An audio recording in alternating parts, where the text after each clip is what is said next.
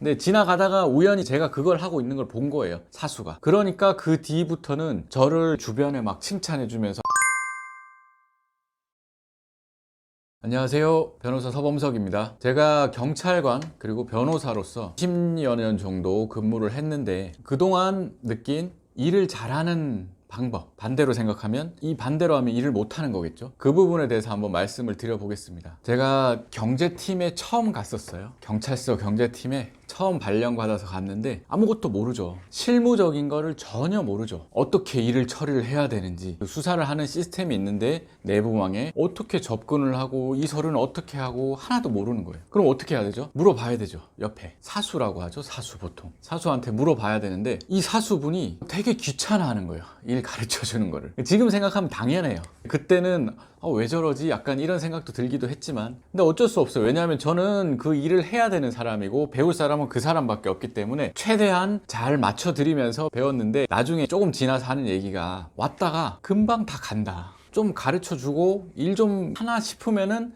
다른 데로 간다. 다른 데로 발령받아서 간다. 그러니 내가 가르쳐 주고 싶겠냐. 이런 얘기를 하시더라고요. 근데 제가 그분의 마음에 들 수 있었던 부분이 있었는데 그분이 나중에는 저를 좋아하고 잘해 주셨어요. 어떻게 했냐 하면 처음에 이 정도인데 지금 이렇게 귀찮아하는데 가르쳐 주는 거를 내가 2번 물어보면 안 되겠다, 이 사람한테 같은 거를. 그랬다가는 이제 더 이상은 이 사람한테 물어볼 수도 없겠다 싶어서 물어보고 들은 거를 모든 걸 다 쳤어요. 제가 공책에 쓰기도 하고 워드에 치기도 하고 해서 하여튼 하나로 다 정리를 했고, 그러면서 체계화했습니다. 이쪽 분야, 예를 들면은 조사하는 분야, 또 행정 분야도 또 따로 있겠죠. 행정 분야, 여러 가지 분야들을 체계화하고 거기에 맞게 다 나눠서 정리를 했어요. 근데 지나가다가 우연히 제가 그걸 하고 있는 걸 본 거예요, 사수가. 그러니까 그 뒤부터는 저를 주변에 막 칭찬해 주면서 얘는 다르다, 그런 얘기까지 해주면서 더 잘해줬었어요. 더 잘 알려주고, 제가 묻지도 않은 것도 제가 옆에서 뻘짓하고 있으면은 좋은 방법이 있는데, 지름길이 있는데 둘러서 막 일을 하고 있으면은 야 그게 아니고 하면서 지름길을 알려주고 그랬었어요. 근데 그렇게 할 수 있었던 가장 큰 요인은 제 생각에는 일적인 면으로 봤을 때는 제가 들은 거를 정리하고 체계화해서 2번 묻지 않았던 그게 중요했던 것 같아요.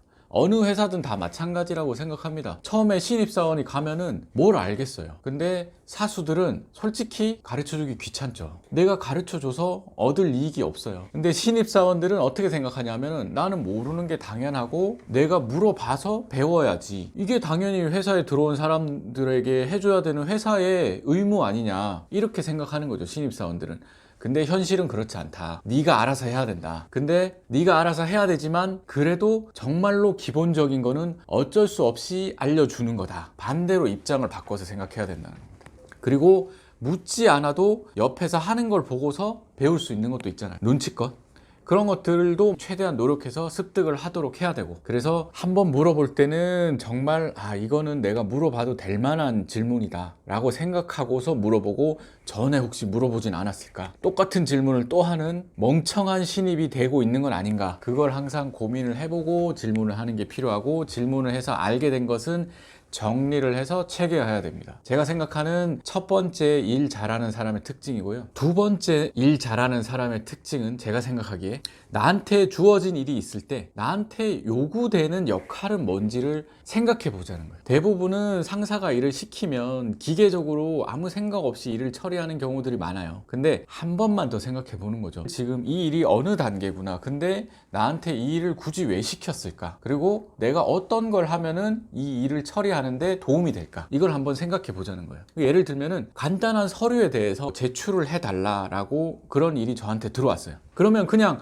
그대로 프린트해서 제출하거나 아니면 전자적으로 처리하는 일이라면은 그냥 업로드 하거나 그러면은 일이 끝난 거라고 생각할 수도 있죠. 이게 대부분의 사람일 거예요. 근데 어떤 사람은 그 서류를 한번 보는 거예요. 혹시 오탈자가 있진 않을까? 혹시 실수로 날짜나 이름이 잘못되어 있는 부분은 없을까? 한번 보는 거예요. 그리고 그걸 찾아서 상사한테 얘기를 해주면은 상사가 얼마나 좋아할까요?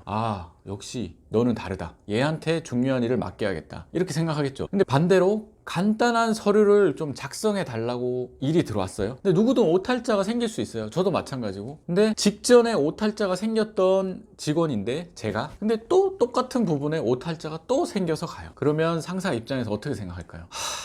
뭐라고 할 수도 없고, 누구든 오탈자는 생길 수 있으니까, 실수할 수 있으니까. 그런데 저 직원에게는 중요한 일을 맡기면 안 되겠구나, 그런 생각을 하겠죠, 누구든지. 그리고 승진을 해야 되는 조직이라면, 승진이 계속 있는 조직이라면 어떤 직원을 승진을 시킬까요? 물론 직장 생활은 일뿐만 아니라 다른 부분도 영향을 미치는 게 있다고 생각은 합니다. 그 중에 하나는 인간관계일 수도 있고요. 하지만 일적인 부분도 분명히 영향이 있다고 생각해요.